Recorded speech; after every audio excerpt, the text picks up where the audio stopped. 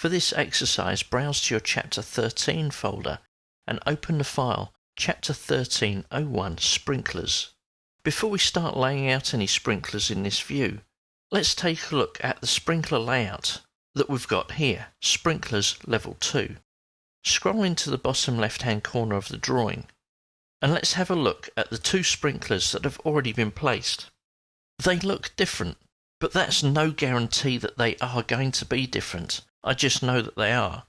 Selecting the top filled one and looking at the properties, we can see that this sprinkler is a hosted sprinkler.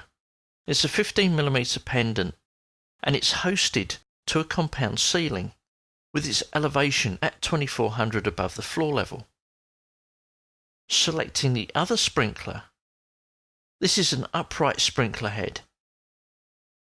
Its host is level 2 with an offset of 2400, so this comes down to choices. Do you want a hosted family or a level hosted family? Of course, sometimes the choices are made for you. In an area, say, where you don't have a ceiling, then you can't have a ceiling hosted sprinkler head. For this exercise, however, we're going to go with the hosted pendants. And to do that, we need to open the ceiling layout. So from your project browser, go to the Mechanical Coordination Ceiling Plan Level 2 and double-click to open. Here we can see those two sprinklers. Let's look at their creation methods. From the Systems tab, under Plumbing and Piping panel, you'll find Sprinkler. Looking back at Properties, we can see under the Type selector the different types of sprinklers that we have available in our project. Or we could load a family. Here I'm just going to go with the sprinkler pendant hosted and the 15mm pendant. For some bizarre reason, Revit defaults to placing this on a vertical face. And it will do this every time I go to place a pendant.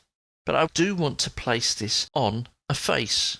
So click Place on Face. And as we hover over the ceiling, you can see that the ceiling is being highlighted. You can just about see the edges of the ceiling. As I click to place the sprinkler heads, I'm not actually placing them accurately. There's a couple of ways to tidy these up. Let's have a look at them. Scrolling in, I can see the sprinkler heads. From the Modify tab, click on Align and select one of the ceiling grids. Hovering over one of the sprinklers, you can almost see that I'm picking up the center line of the sprinkler.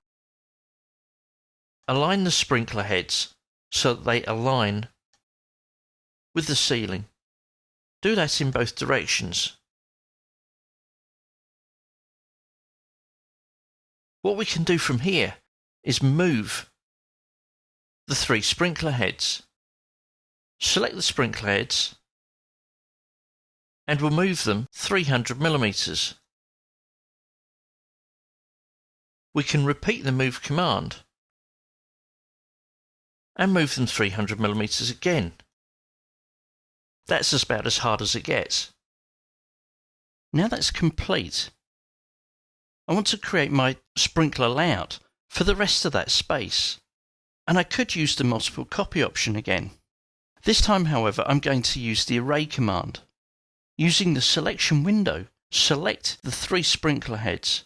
You can check this by clicking on Filter, just to make sure that we've got three sprinklers selected. Click on OK, and then use the array option. For this type of array, I want to make sure that from the options bar, we're using the linear array option.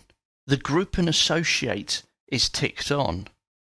And I'm going to just use 2 in my array. You can see that I've clicked just somewhere in my drawing area. It doesn't really matter where I click, as long as my next click is going to be a multiple of 600 for the ceiling tiles. I can do this quite simply by typing in the dimension and pressing enter. Revit now asks me, do I want to change this number 2? Let's change this to 4 and press enter. Because I maintained the associativity between the array groups, I can carry on manipulating this array group. Let's try that by moving this second row 2 tiles. Now Revit's given me a warning message. It says an instance of an origin does not lie on the host face, and the instance will lose association to that host. What that means is that this last row of sprinkler heads, which is now conveniently outside the building, is not associated with the ceiling, as you'd expect. But what I can do with this is select the array and change the array number to 3.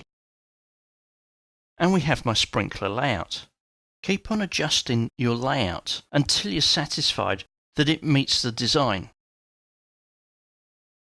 So once again, I'll move this back 1200 and change my number back to 4. With this complete, it's now a good idea to break the associativity in this array group. Create a selection window, and from the filter, make sure that we've only got model groups selected. Click on OK, and then click on Ungroup.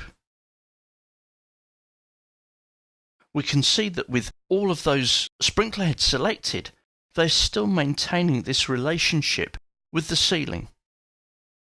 And with that complete, that completes this exercise.